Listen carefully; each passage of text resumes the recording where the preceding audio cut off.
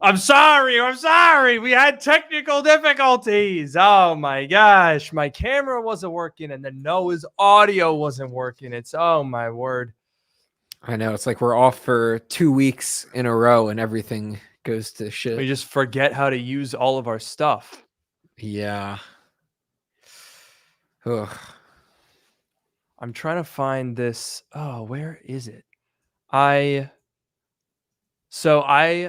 The reason that I was running a little bit late today was because I was out on the canyon roads up by Malibu doing a bit of drive about.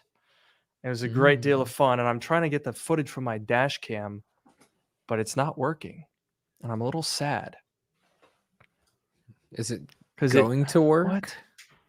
So here's the deal.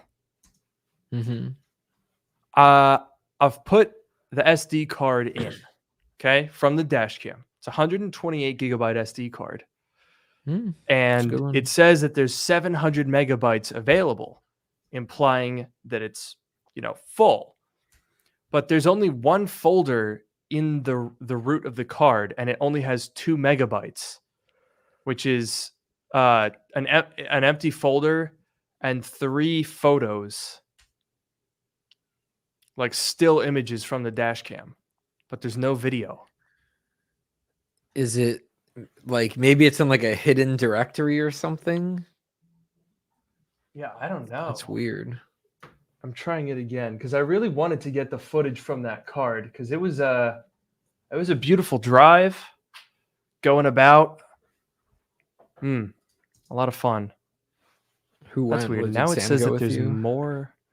No, it was actually with Miles from formerly 9 to 5 Mac. Oh, nice. Very cool.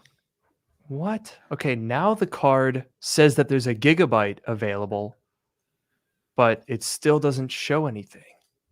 This is actually very concerning because this dash cam is very important to my, like, if the dash cam's not recording, it's not doing anything. So what's the deal here? Wait, you're saying there's 1 gig available as in there's like 127 used? Correct. There's 127 gigabytes of used space on the card, but when you actually go into the card, I open up. So if I hit spacebar, it says 128 gigabytes, 1 gigabyte available. But you open it up, and the only folder that's in it is 2 megabytes, and it's just contains photos. I'm sure the other data is there. It's just like hidden, or there's like something wrong with the file structure or something. But I guess it must be there somewhere. Yeah, I should hope so. Yeah. I thought I had this file that I could maybe recover. Anyway, I don't need to bore you with my missing gigabytes here, but we do have a decent number of things to talk about. I've got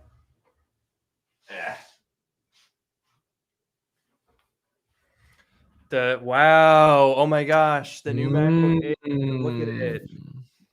Wow, it looks so different. Air?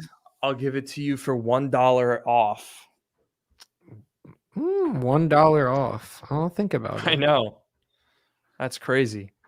It's very tempting, I know. I'm very disappointed about this SD card situation. I'm going to be pissed, Noah. If I can't get these files, I'm going to be pissed.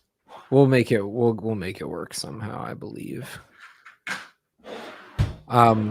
We should start in a second, but before we do, I don't know if we want to do this on the show or right now, but figuring out our schedule, because I know it's going to be kind of spotty for the next like 2 months. Yeah. I don't know if we want to be a little rough. Do we want to explain that like in the pre-show for the people that actually watch it live, or do we want to talk about that on the show? I think we should do it on the show. I think that's a good idea. Okay. So I think we can go ahead and get started, right? You know, we're ready. Let's go for it. I'm ready. Yo. Welcome to Dark Mode, the podcast that brings you sage advice from two technology experts. And that's not just what we call ourselves. It's what our moms tell people when the MacBook is Air. I'm your host, Luke Miani. And I'm your host, Noah Rubin. On this show, we take questions from listeners, attempt to answer them to varying degrees of success, and maybe even have a laugh or two along the way.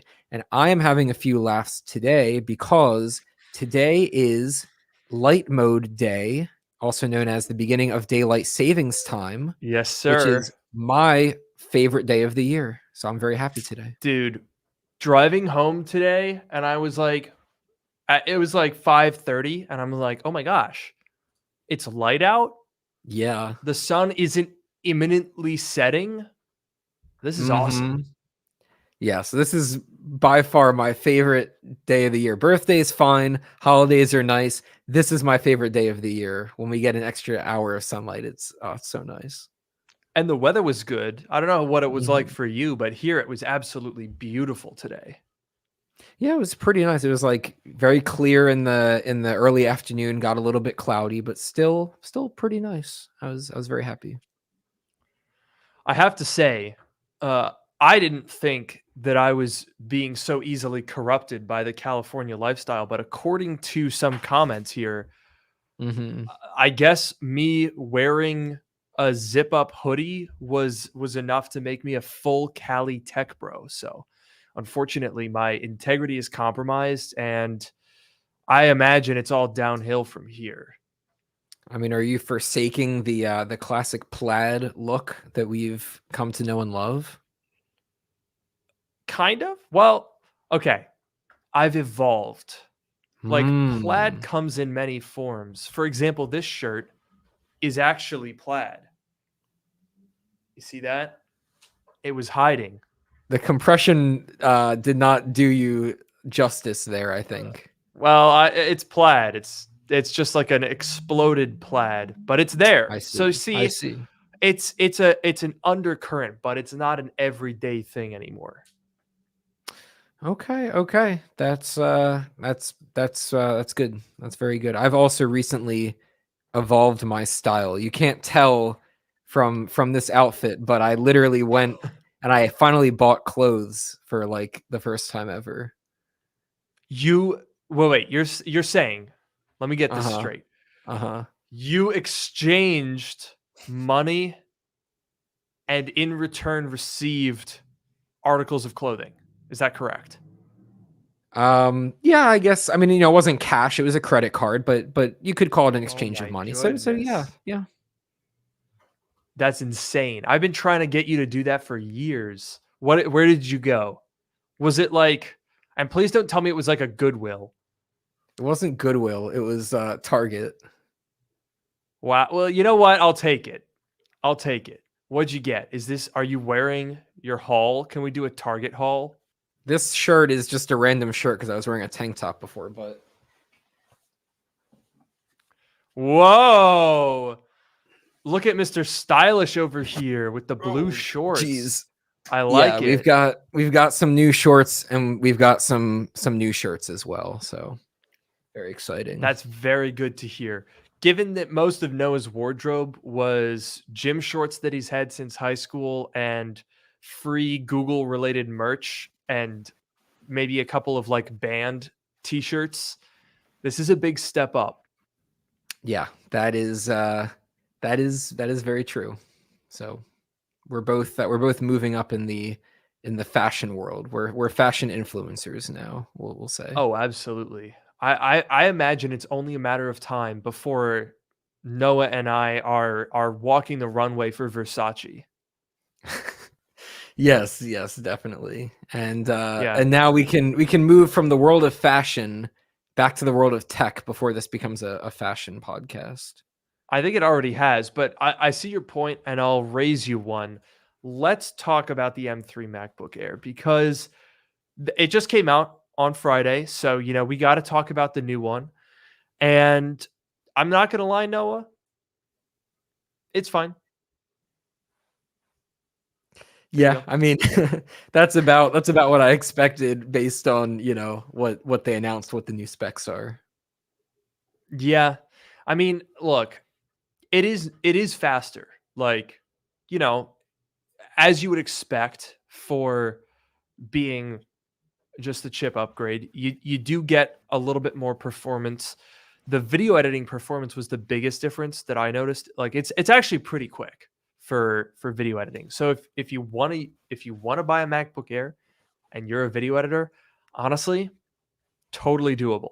The M1 and the M2 were smooth. Like the timeline performance is good, but when it comes to rendering and exporting, it takes a bit. It takes a bit. But now the M3, honestly, it's like as fast as an M1 Pro or Max for export. It's really good. It's actually faster. That is pretty impressive, I have to say. I've been thinking lately because I've been doing a lot of traveling, which is part of the reason why we have been very spotty with our filming schedule. But we've both been doing some traveling lately. But in my traveling, I'm like, I just got back from a trip 3 days ago, and I didn't bring my laptop. I brought my work laptop because I had to do some work, but I didn't bring my personal laptop because I'm like, it's a 16-inch MacBook Pro. It's pretty big. It's pretty bulky. It's kind of heavy. I mean, it's not that bad, but it's kind of heavy if you have it on a backpack and you're taking it on the plane all around, whatever. And so I didn't bring it because I'm like, it's kind of heavy. But then I was like kind of bored on the flight because I just had my phone and I was just like, doing whatever on my phone. So then I'm like, I'm about to go on another trip in 2 days. And I'm like, I got to bring my Mac because I'm going to be on a plane for a while and I'm going to get bored.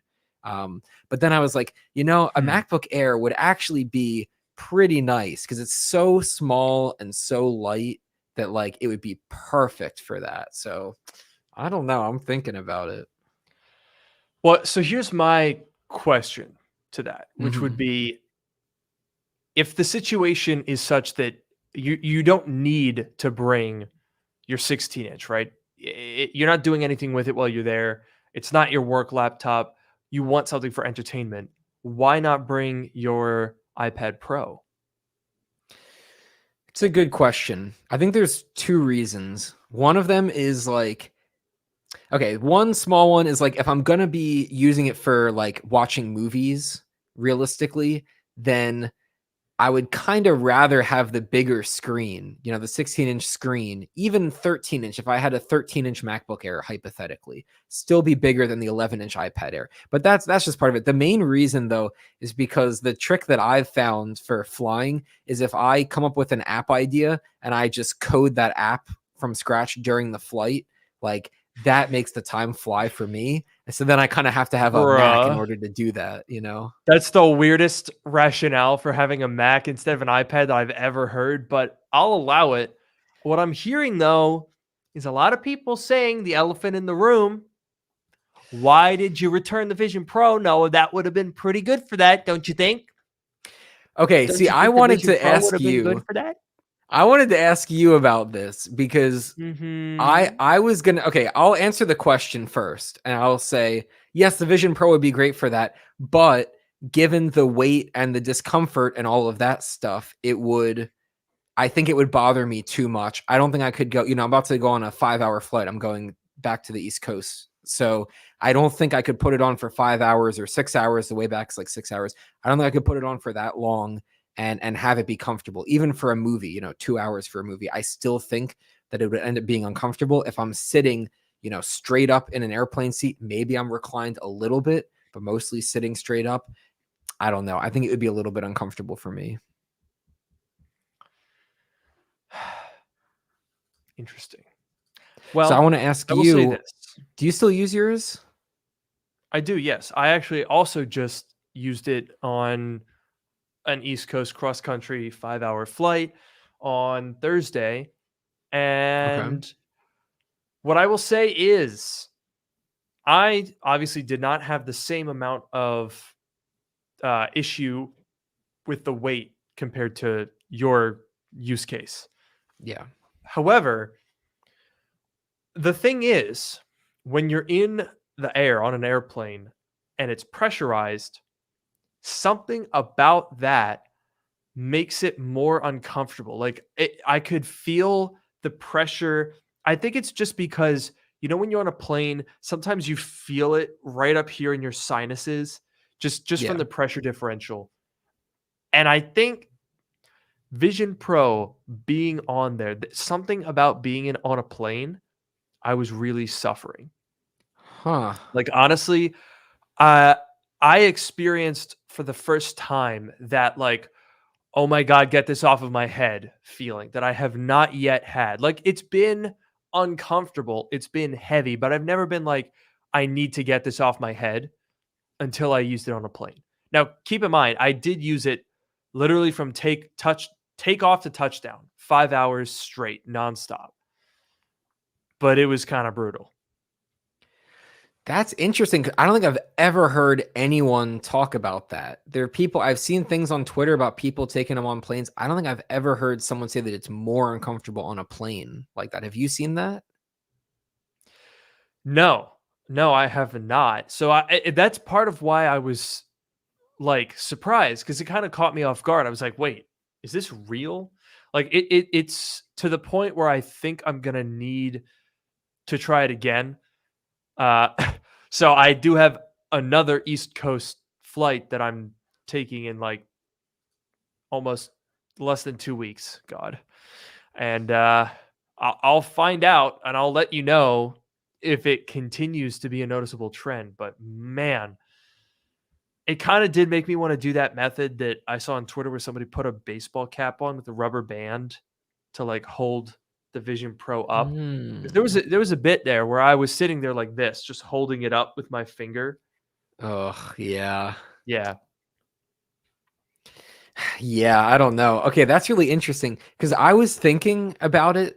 I don't know what prompted it. There must have been something on Twitter about the Vision Pro. And I was like, man, I had that thing a couple weeks ago and I returned it. And I haven't thought about that like pretty much at all. I'm going to be honest with you. Really? Yeah, don't get me wrong. I'm excited for the next one. I'm excited for the future. But I did not have a second of like remorse of the fact that I returned it. Not a single second. No, I don't think so. Wow. I was just like, wow, okay, I had this thing for 2 weeks. I returned it. My life is back to the way it was before, and I don't really think about it too much. I'm gonna be honest. Dang. I mean, I will say that the hype is definitely worn off now. Like, this isn't even something that I use every day. Yeah. I will say that.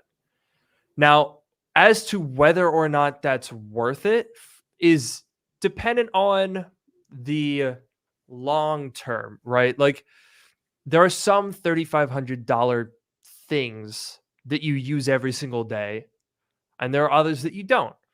I've spent $3,500 on a MacBook that I haven't used every single day. So it's not necessarily a statement on whether it's worth buying, but I will say the number one issue that I'm having is it's just a thing that's on your head. And at the end of the day, sometimes you don't want a thing on your head. Yeah, it's kind of simple as that. That's true. I mean, it is a good point. Like, it's not something that you have to use every day because there are plenty of things that you buy you don't use every day. Even my MacBook Pro, which is my only computer, not counting my work computer, it's my only personal computer. I don't use that every day. There are some days that I just use my phone, especially the iPad. I don't use the iPad like super frequently, but I've had it for 5 years, so it's at some point it's become worth it over 5 years. But I agree. It's not something that you need to use every day.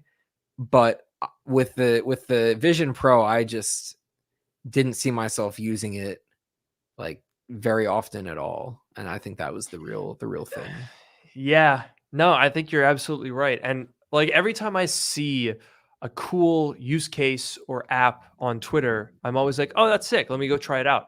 But at the end of the day, like one example was somebody made a tuning fork app for Vision Pro where you can use it to like tune a guitar or a piano, and it has like a visual. It's just like a little widget that you can put wherever you want, and it shows your tuning, and it's super cool. I was like, that's actually awesome. But here's the thing. How many people are going to sit down at their piano and then put Vision Pro on? I mean, it could be useful. I'll tell you what. Oh, wait a minute. Sheet music. That's actually kind of sick. Yeah, it could be kind of nice for sheet music or like tabs and chords and stuff. I could see that. But then there's another issue. Let's say you're sitting at the piano, right? You've got your sheet music in front of you. A lot of people use iPads for that, by the way. Great use case. If you're in Vision Pro, obviously you have a lot more freedom. But I'm pretty sure sitting upright, looking at your sheet music, your peripheral vision is not gonna. You might not be able to see your hands. Yeah, and I don't know. I would imagine that there are some people, like, I think if you're good enough at the piano, that doesn't matter, because like when I play the guitar or the drums, I can do it with my eyes closed. So like, and I'm not even good at those. So like, whatever, like if you're good at enough, you can do it. But I feel like there would be a big market for educational material for this, for like you're learning, and they could show, like, imagine an integration with like a piano where it could show you, like, you know, it could light up the keys you're supposed to press, or it could do like, you know, that like piano roll visualization that they have, where it would show you like, when this dot comes to this key, you hit the key, whatever. So I feel like there could be some really cool education things if they don't exist already. But I agree that, you know, the peripheral vision, that would be a problem at that point. It definitely would. See, but then when you say stuff like that, then I'm back on board, because so the issue that I have with Vision Pro is that a lot of its features are like, hey, if I'm in Vision Pro, that would be useful. But in reality, you basically are putting Vision Pro on to do that. Like so yesterday I had Vision Pro on while I was cooking lunch.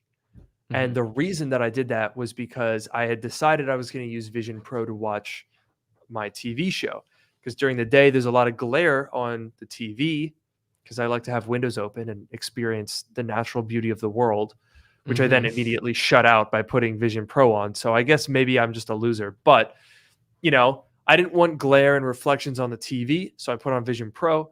And because I had it on, I was watching YouTube while I cooked. And that's one of my favorite use cases. But today, when I went to go make lunch, I didn't already have Vision Pro on. So like, I'm not going to go get it, put it on just to make lunch and then take it off again. That'd be weird.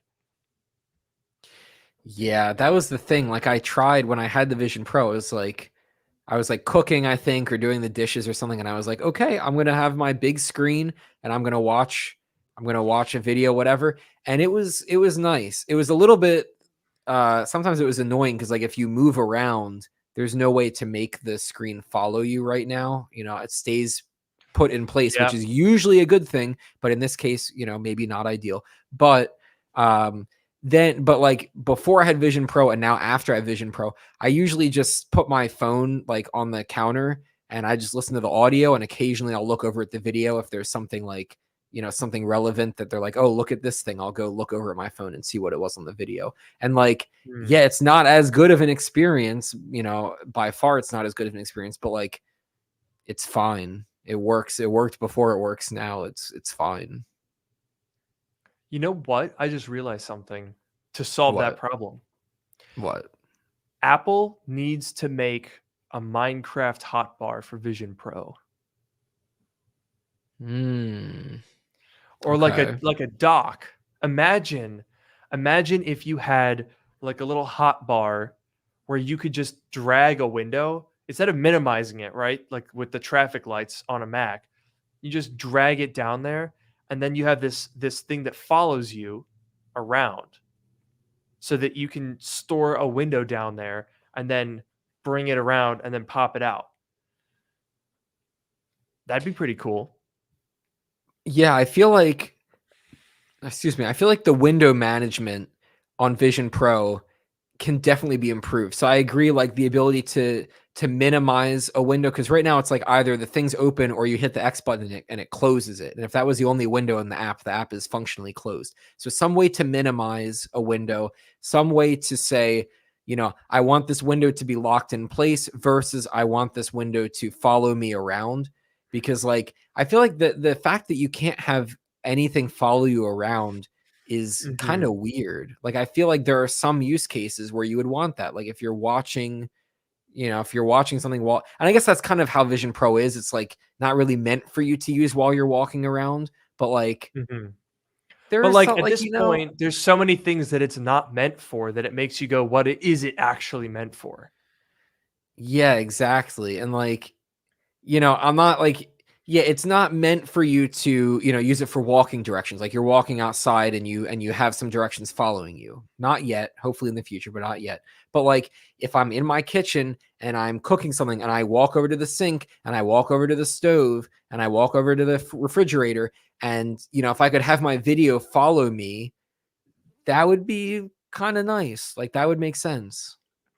I wish that they would just offer, and this is very easily done through software, by the way.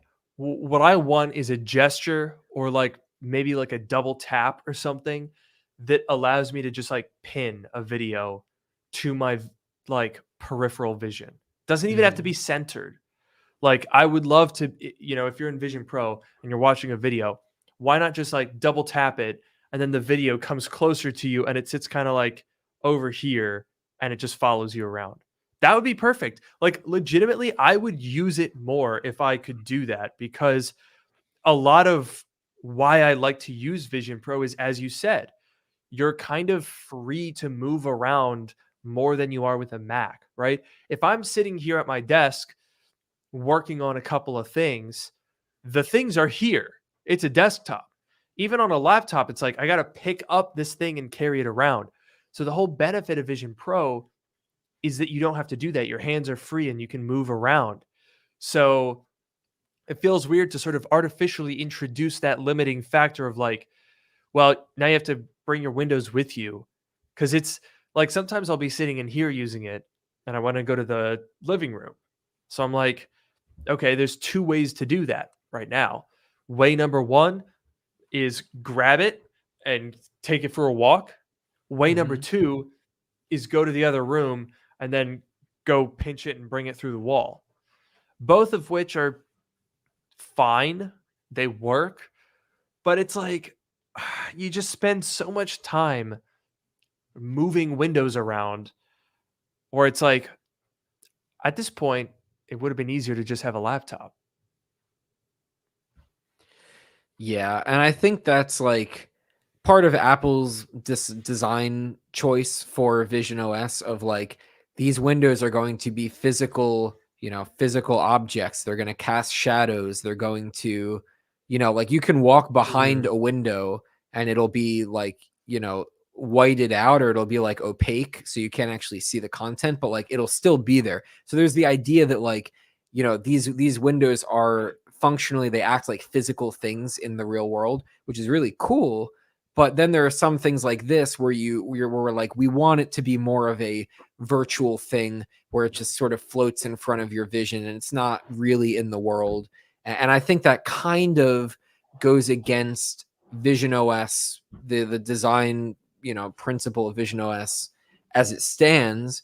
But I think in the future, that there's no reason why that can't change. And I do think, Apple's going to introduce, what's it called? Like shared experiences. So if there's multiple people with Vision Pro, there were some different, there were like, I forget, there was like a picture. If you saw the picture that had like, there was like different modes of multi-party use. And one of them is like everyone standing around and looking at something. One of them is like there's like a screen and everyone's looking at the screen, and then one of them sort of like a mixed mode. So there's going to be different paradigms of different ways of interacting with Vision Pro. And so there definitely could be this floating window thing in the future, but it's just not there yet. Yeah, I think that is something I'm very excited for when Vision Pro is more widespread. What I would love to see is like if you have two people with Vision Pro, I would love to see them communicate so that you can both see the same thing. Kind of like screen sharing, but not really. It would be more like physical object sharing. Could you imagine like multiplayer Vision Pro games with augmented reality aspects? Like the potential is what excites me the most about Vision Pro. All of these things we talk about, there's 1,000,000,005 things that you can do with them. So I'm really, really excited to see where it goes. Man, I just think that it's so weird because we're in this strange like middle ground where right now I find Vision Pro lacking in features, to be perfectly honest. There's not that much that I really can do on it, but there's so much that I could do once the features are developed. Yeah, and that's, I think, at the end of the day, why I'm waiting for the future, because, I mean, part of it's hardware, the fact that it's heavy and the pass through is how it is, whatever. But like a lot of it is the software, and like I think Vision OS is already pretty powerful, and like you see new things like new apps coming out over time, and like Apple's gonna update Vision OS, they're gonna make it even better, and even other, at the same time there's going to be more developers that are releasing apps and new new ideas and functionalities are going to come to it, but that's going to take time. And I feel like by the time we get to the point where there's like more interesting and exciting ideas, a new Vision Pro hardware will be around the corner. So I'm like, I'll get the new hardware. Maybe not that soon. The rumor is 2027 for Vision Pro 2, which is I don't know about that. a while. I know. I really hope that that's not the case because, dude, look, the things that we've said, it's now a month after launch, and we're like, well, Apple needs better cameras, lighter weight, and probably, those are the big two. Maybe better battery life would be nice. Something like that. Yeah. Like, that's kind of where we're at currently. But 2 years from now, almost 3 years from now, I think it's gonna be a little bit hard to continue with this same pass-through cameras with the same amount of weight on your face for 2.5 years. It's gonna get old pretty quick. Yeah, I think that there's gonna be, okay, given the current Vision Pro, there's a lot of improvements that can come in software. So we'll get Vision OS 2 and 3 and 4 and whatever. It might be multiple versions. If it really is 2027, then we'll get multiple versions of Vision Pro multiple versions of Vision OS before the next Vision Pro comes. And that will do quite a bit for Vision Pro when Apple opens up more functionality. They allow developers to do more things with Vision Pro. The existing iPad apps become native apps, and there's more features and becomes more powerful. But I agree, like especially the pass-through cameras and the weight are going to be a problem. They're not going to get any better until there's a new Vision Pro. And I think that the competition is going to heat up, because now that Apple has, released their product and they've entered their market, they've entered the market rather, like, what's the Meta Quest 4 gonna look like? And there's some other wearables from other companies that have popped up and starting to come out. I feel like the competition is going to heat up, and in 3 years from now, it'll look different. Like, you can argue that Vision Pro is the best headset, the best headset out there. Maybe, not in every way, but in a lot of ways it's the best. But in 3 years from now, I'm not sure if you'll be able to say that. That's a good point. I'm not sure. I mean, even right now, I don't think it's the best value, the best overall, but yeah, yeah, that's a good point. We'll definitely have to see. I'll tell you what though, because somebody was asking earlier. Let me see if I can find this comment. Is the Vision Pro gonna be like the next iPhone? Maybe. But I think this comment is pretty interesting. It's not the first iPhone, it's the very first mobile phone. Like it kind of feels a little bit more like that, the big briefcase with the brick thing that you gotta like go, hello. It kind of feels more like that if you're talking about it like a everyday use thing. Like it's not. There's no way. I mean, the carrying case is like a big old thing.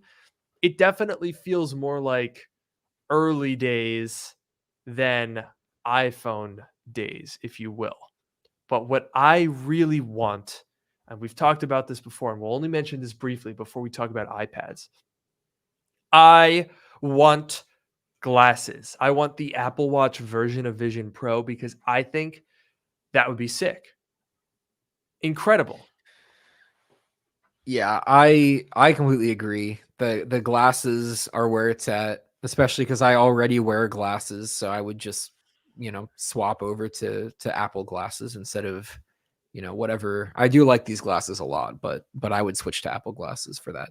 But I feel like I don't know. At the end of the day, I think the pass through as the approach makes a lot of sense because it gives full control over the environment to the software. So it can, dim, it can, dim the environment, brighten it. It can replace it with the virtual environment. It can cast shadows from the windows, like all of that stuff that it can do. But at the end of the day, when I have to put these goggles like over, like on my face, sitting on my face in front of my eyes, and I'm looking at the world through cameras and video screens, it just doesn't, I don't know if it does it enough for me. At least the current Vision Pro doesn't. And I think, given the how the past years, I think you potentially agree. But and maybe in the future when it gets better, maybe it will do it for me. But I think the glasses definitely would, because I like that idea. I like the idea of glasses a lot more. It's a lot less like isolating and like total. It really is the Apple Watch approach, like like you said. Yeah, I mean, like you said earlier, where Vision Pro doesn't have the ability to use it for navigation, glasses would, and I think that would be sick. Like imagine if you could just put on a pair of glasses. I'm not even talking like full on Vision OS. I'm talking very limited, like Watch OS is to iOS. Turn by turn directions. Doesn't even have to be augmented reality, like in the world around you. It could just be banner notifications or some more limited version like that. I think that has a lot of potential. And also for Apple to put in a camera for recording. Like right now, Meta has the Ray-Ban Meta Wayfarer, which is like their smart glasses. And honestly, I think I'm gonna get one just for the ability to record POV video. Like that as its own feature is worth $300 to me, because I mean, I guess it's a little different for me because I'm, this is content, it's a tax write-off, I'm gonna basically use it as a camera. But like imagine Apple's take on that plus some sort of translucent display for smart features would be awesome. Yeah, I agree. I think the video recording, something like navigation, and like you said, it could just be like a floating thing in your peripheral vision. It can have, your little left turn arrow and say in 100 feet turn left or whatever. And it can just be floating. It doesn't have to be in the physical world. But I agree that having those kinds of things, being able to overlay them on your vision, like you get a notification and instead of having, it goes on your wrist and you look at your wrist, that's fine. It's not bad. But like, if it gave you a banner notification or like a little pop-up in your peripheral vision, and you could just immediately see it, know what it is, and decide if you need to act on it or not. Like, that's another use case. I think that there are quite a few use cases of things that would be useful that you could do with the glasses. Even like, Safari, if you want to look something up.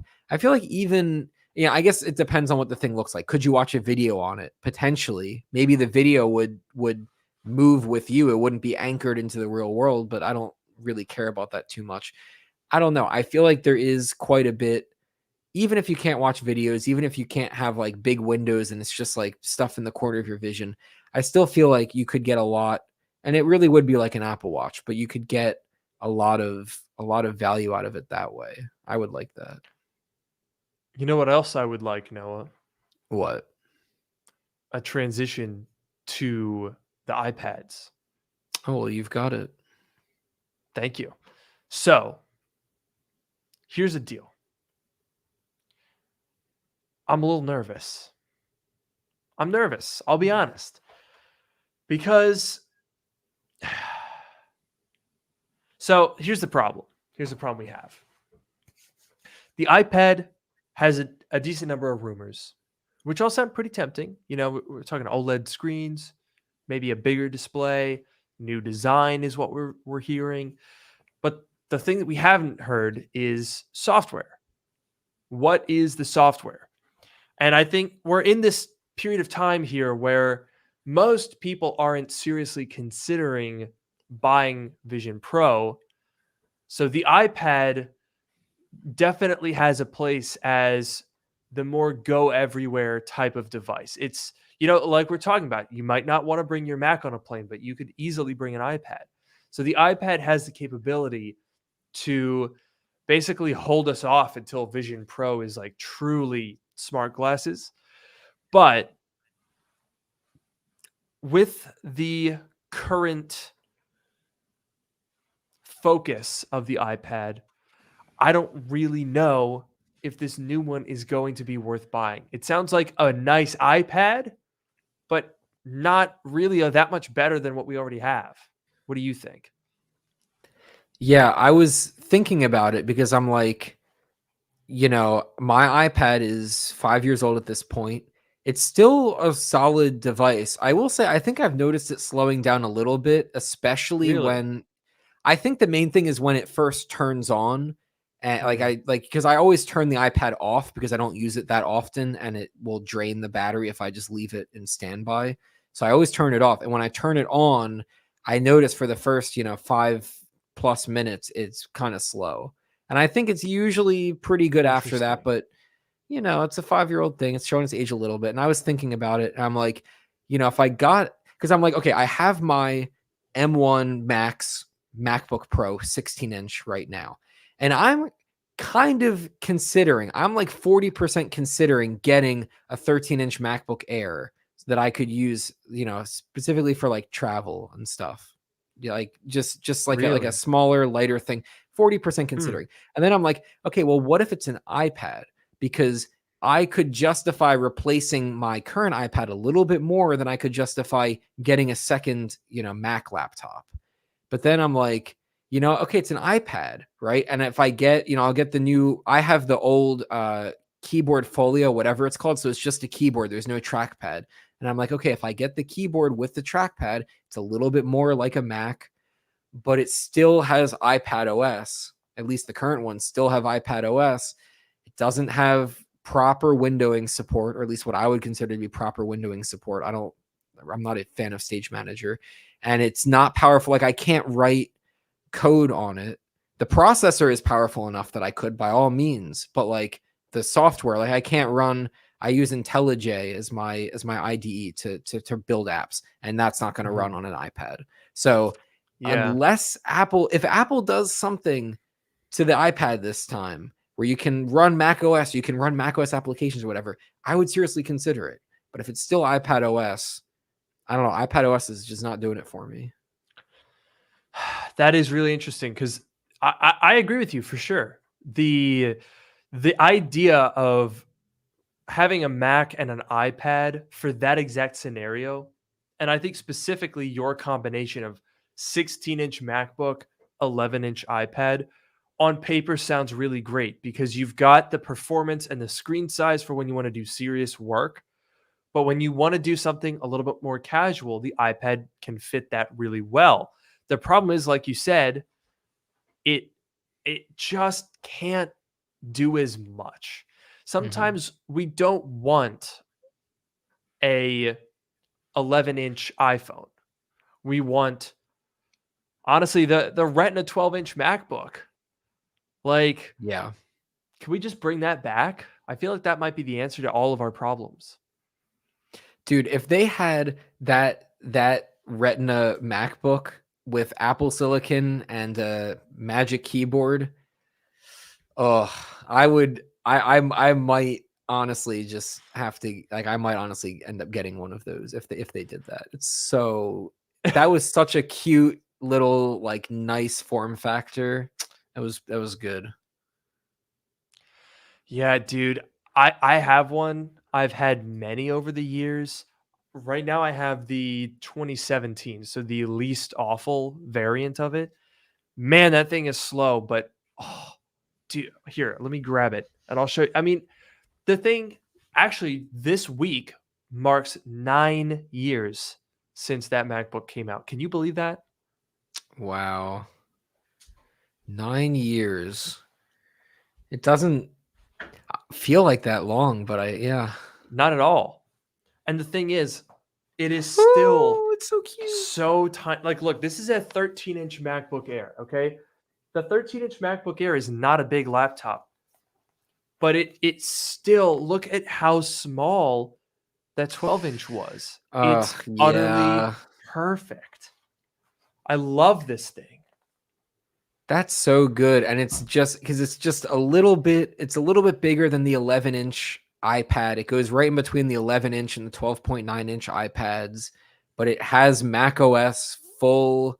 I mean, I guess the keyboard and trackpad on iPads are pretty good now, but still, it runs full Mac OS and, like, better than a butterfly keyboard. Yeah, that's true.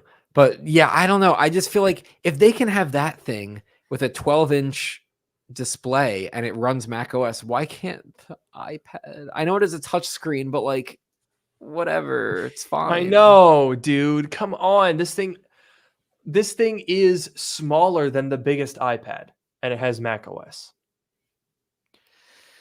So, like, yeah, and this is on an Intel M3. Like, this thing is slower than probably an 8-year-old iPad. So the fact that we have, I appreciate that Apple wants to keep the iPad an iPad, but it kind of makes me wonder, like, can it be an iPad plus something else? Like, it doesn't have to no longer be an iPad. It can just be an iPad. Like, I would. This might sound sacrilegious, Noah. So I apologize in advance. But okay. Unironically, I think Apple should make a hybrid device. I know. Windows tried that in Windows 8 and they were terrible.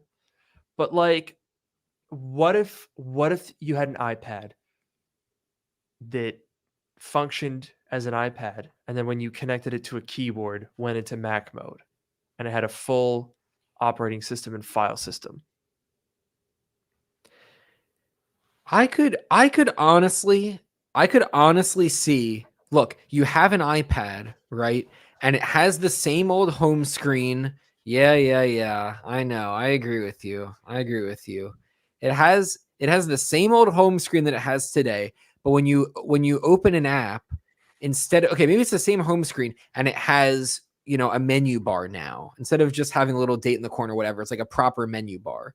And then you open an app and the home screen goes away like it does, but then the app opens in sort of like a windowed mode. And then it's as if you're on a Mac, and maybe there's no desktop. There can be a picture, but there's no desktop, but the window is still open in windowed mode, and you can put it in full screen and use it like an iPad, whatever. And then if you quit the app, there's no apps open, then instead of going to the desktop with all the files, it can go back to the iPad home screen. That's fine. You can use the Files app if you want to manage your files. I'm fine with that. But it could go back to the iPad home screen. And that could be, I guess that's kind of what Windows 8 did, because they had the Metro tiles that would come up when you hit the Windows button, and then otherwise it would be sort of the desktop, more traditional experience. And I feel like Apple could do it. I feel like the Apple software and the experiences are generally very good, and I feel like Apple could come up with a way to make that work, and it would be so much better. I'm thinking, like, imagine if they don't do that and they just say it's an iPad, but you can run Mac OS apps on it.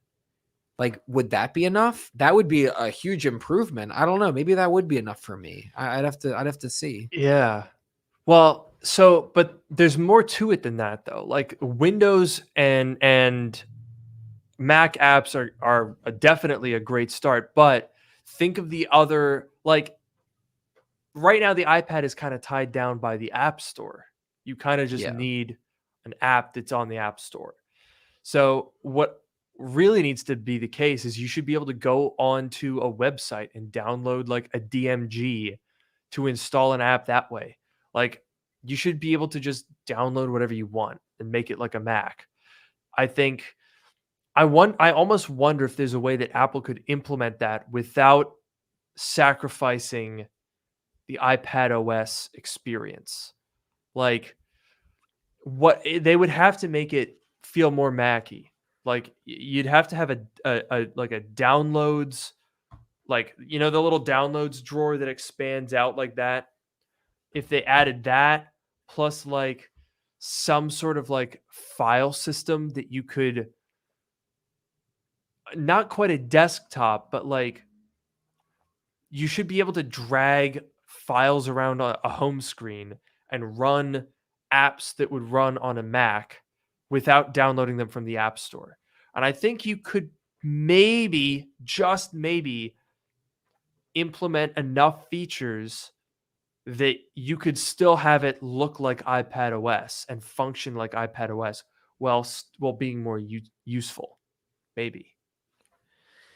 Yeah, I think that there would be, and someone here in the chat said macOS apps are never going to be on the iPad because they use small UI elements. It'd be a nightmare.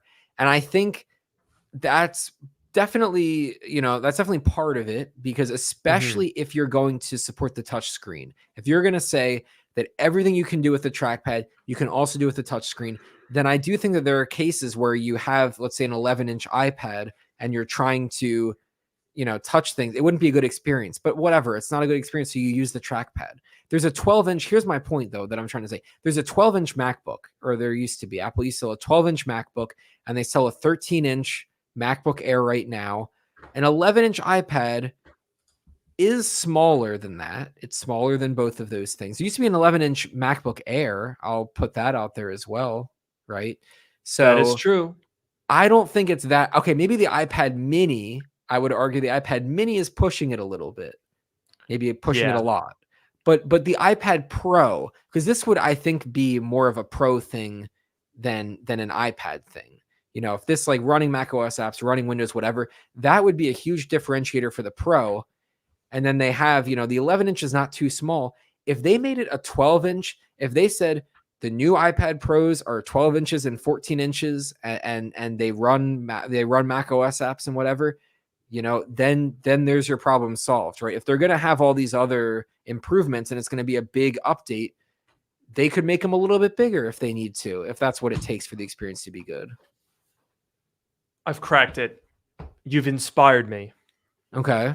Here's how Apple's going to do this, because there's a lot of, like you mentioned a couple of things, small UI elements being hard to tap with your finger, and certain iPads like the iPad mini are realistically too small for like a Mac OS like experience. So here's how you solve that. Pro mode only on iPad Pro.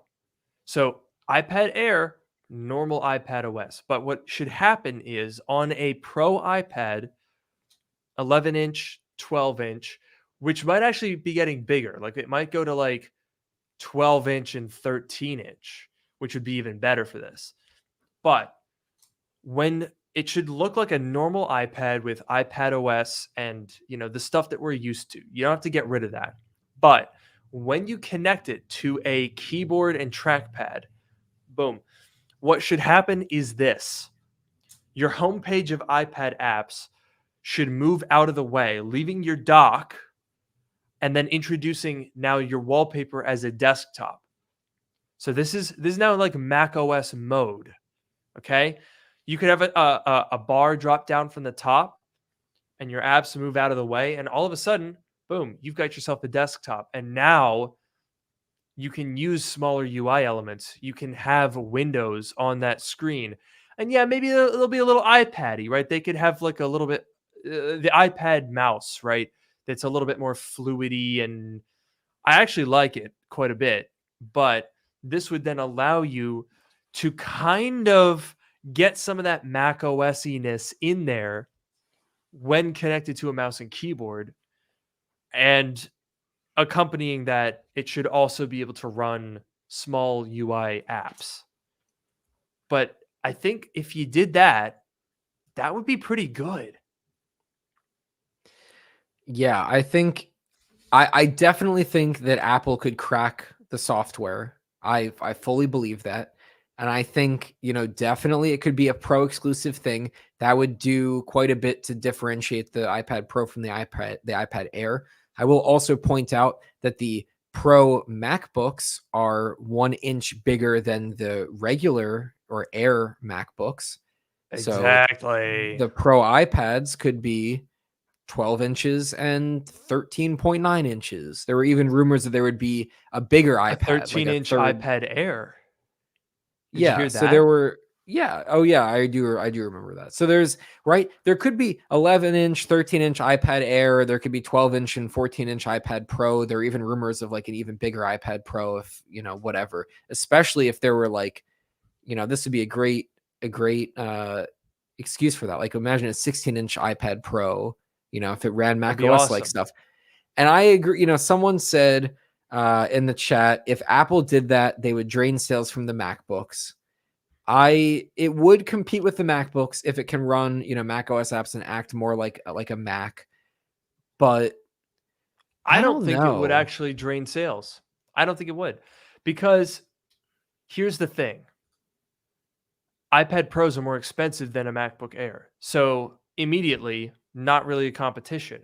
And I think that there's a very good chance that this could be that perfect middle ground device. Like you want a cheap Mac, MacBook Air, boom.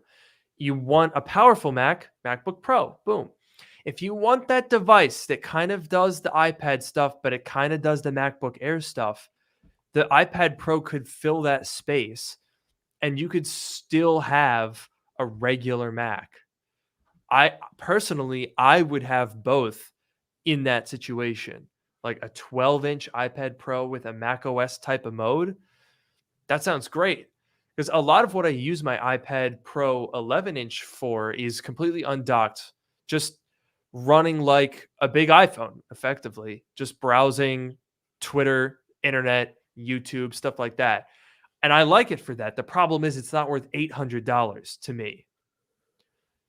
So if you rejuvenate it with those new features, then I'm thinking, okay, this might be worth near Mac amounts of money because you would be able to do Mac stuff and iPad stuff. Yeah, 100%. And I think that this would be, I feel like the perfect device for me because I have my 16-inch M1 Max MacBook Pro. If I want the bigger screen, more screen real estate, and if I need, whatever additional power, more unified memory, whatever. I mean, do I need the spec that I have? No, I don't. But if I need the bigger screen, if I want the bigger screen and the more power and whatever, then I can use the MacBook Pro. But for those things like when I'm traveling and I'm like, it would be nice to have a laptop when I'm traveling so I can use it on the plane. I can use it to watch videos. I can use it to look at stuff, look at maps and stuff while I'm on my trip, whatever. I feel like that would be perfect. The 12-inch iPad that I can transform into a Mac OS like thing So then I wouldn't have to worry. I wouldn't ever have to consider bringing my MacBook Pro with me on a trip. I would leave it at home and do whatever the home stuff is with it. And then this iPad would be a perfect travel companion. So I could potentially see, something where like someone's considering getting a MacBook Air, and yes, the iPad Pro, might be more expensive all in with the keyboard and trackpad and whatever. It might be more expensive all in, but maybe you can do a little bit more with it. So some people would go up to that. So I could see it maybe a little bit, but I could see a lot of cases where people would have both. And I think I don't know. I'm not saying that Apple would do this. I wish that they would, but I feel like it could work. I think so. And honestly, look, if Apple cannibalizes some sales, so be it. I would rather have, well, I guess it doesn't matter what I would rather. It's kind of up to them. But like, it seems to me that it would be beneficial to have more people have more options that are better versus right now the iPad is completely stagnant. Like, I mean, it doesn't really feel like it's going anywhere. I'm curious that you mentioned your 2018 starting to feel slower slightly, because I've also felt that as well. It's definitely just slightly starting to feel not brand new, which is still ridiculously impressive given that it came out 5.5 years ago. But the only reason that I would ever upgrade it is that if it felt a little old or a little slow or Apple dropped support. It would never be because, oh man, the new M2 chip and the basically same thing otherwise is so great and necessary. Yeah. I really think it would be when this thing stops getting supported and it starts to feel slow, I would consider upgrading it, but even still, I don't think I would necessarily do it, because I feel like if it stopped getting supported, it would still work. It wouldn't get new features and stuff unless there are like really cool new iPad OS features. I don't even know what that would be, but if there was something so cool that that would make the thing so much better. But if it's just regular routine software updates, whatever, it can go for some time being on an old version. If apps start dropping support for it, I guess that's another story. But like, even if I got to the point where I'm like, I can't use this iPad anymore. It's not, whatever. It's not supported and the apps don't work on it. And, whatever, it's too slow, whatever it is that like, I don't want to use this thing anymore. I still don't know if I would upgrade it or if I would be like, let me see how many times I actually go and reach for this iPad. And then every time I think, oh, let me use my iPad, should I just use my Mac? Should I just use my iPhone? Or do I actually legitimately want an iPad? And I think that I would have to prove to myself that I actually want an iPad before I would buy another one. That's how like uninterested I am in the iPad as it is right now. That is really interesting. I can't say I blame you. I mean, I'm of the same mind. I didn't buy the M2 iPad Pro 12.9 inch, and I've thought about selling my M1.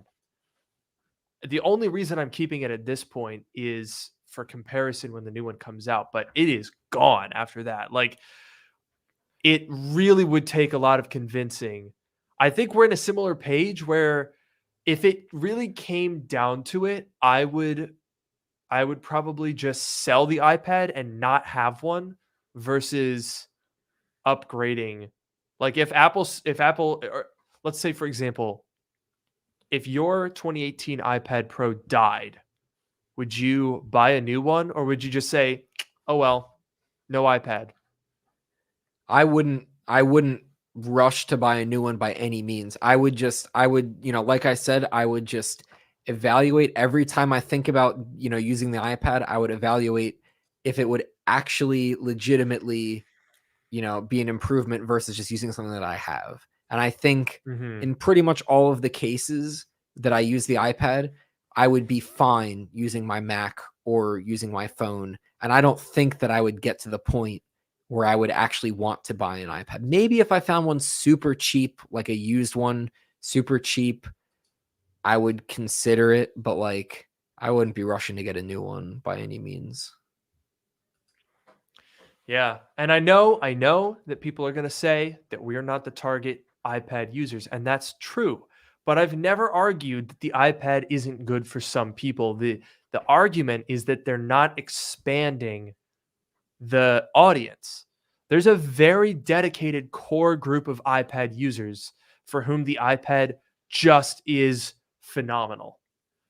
The problem is, even within that group, they're not upgrading every single year because it hasn't changed very much. There's not that much that you can do on M2 that you can't do on A12X.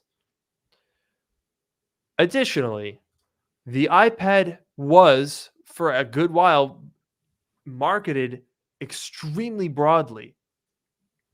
You know, from its very inception, it was marketed as like everyone will get an iPad and a Mac and an iPhone. We're everyone. And I don't think I need an iPad. So, you know, you're right that iPad Pro is for pencil peeps. Sure. But that's not necessarily what Apple wants it to be.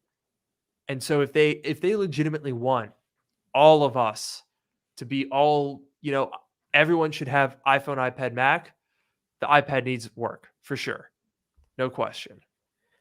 Yeah, and I feel like, you know, you can say iPad is for people that use the pencil, sure. But those people can buy an iPad Air and use the Apple Pencil with it. They could buy an iPad Pro. This hypothetical new iPad Pro, they could buy the iPad Pro and buy the Apple Pencil, or they already have one, and just use the iPad Pro with the pencil, and then never use the Pro mode, like you said. They would never attach a mouse and a trackpad and keyboard, and they would never switch it to Pro mode and use Windows, whatever.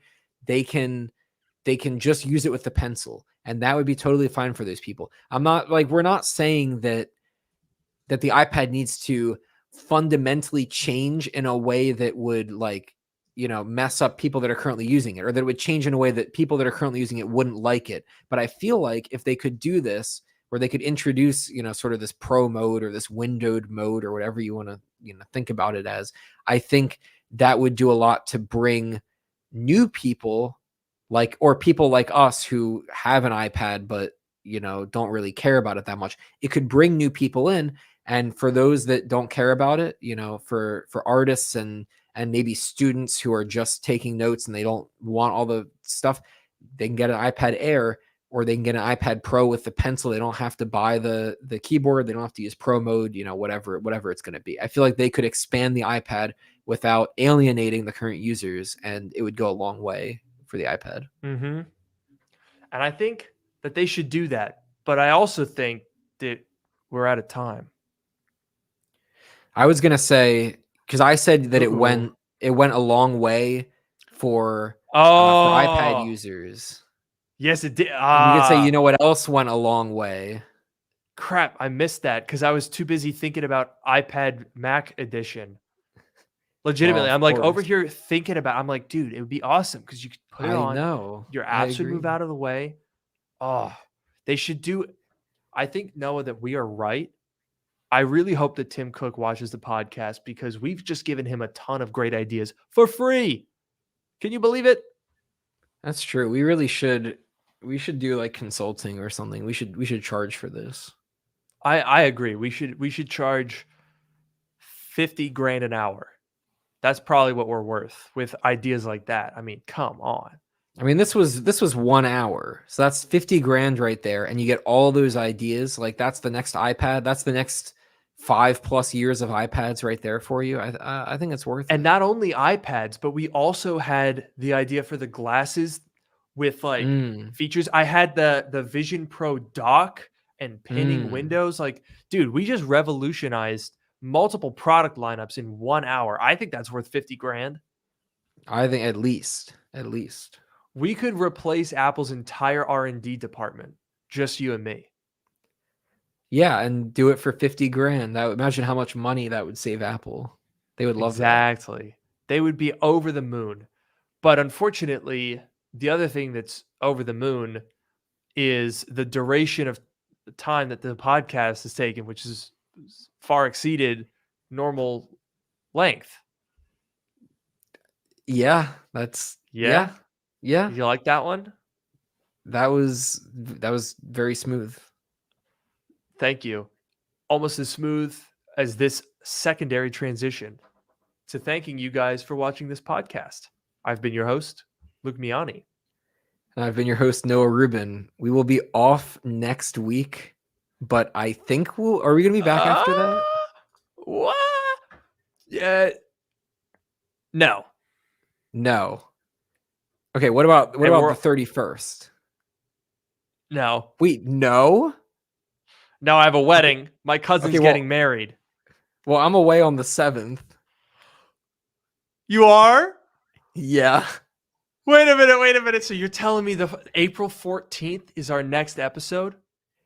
I guess so. Uh-oh. We messed up a lot. we might need to do like an emergency midweek episode sometime in between there, because that's a long time. That's a long time. Wait, what if we did a midweek episode next Wednesday, March 20th? I could potentially, I have to see my timing, but potentially could work. Okay. All right. Well, we'll tentatively suppose that hopefully we'll try a random funky midweek episode. But if not, well, in terms of our usual schedule, we'll see you guys in about 5 weeks.